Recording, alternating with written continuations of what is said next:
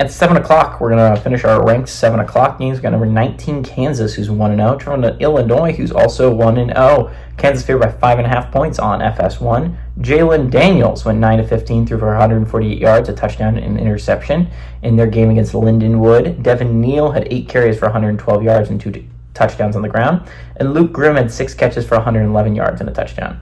Luke Altmaier for the Fighting Illini went 19-24, threw for 213 yards, 4 touchdowns, 0 interceptions. Caden Feason had 16 carries for 108 yards and a touchdown on the ground, and Pat Bryant had 5 catches for 63 yards and 2 touchdowns.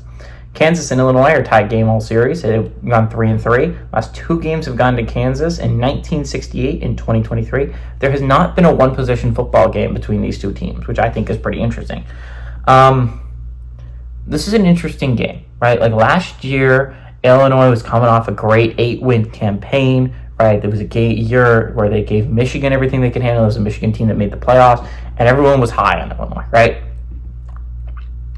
And then they came falling flat on their face. Now, they went 5-7, right, last year, but outside of Kansas and Penn State games, most of the games they lost were winnable. Especially that ending against Northwestern. That was a rough game against Northwestern that could have gotten you to a bowl game, but you ended up losing a heartbreaker. But you bring back Altmaier.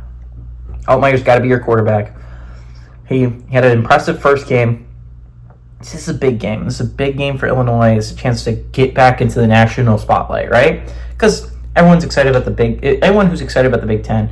Number one, you're going to look at 3 football teams, kind of Ohio State, Penn State, and Oregon. And then other teams like Michigan should be a fun team.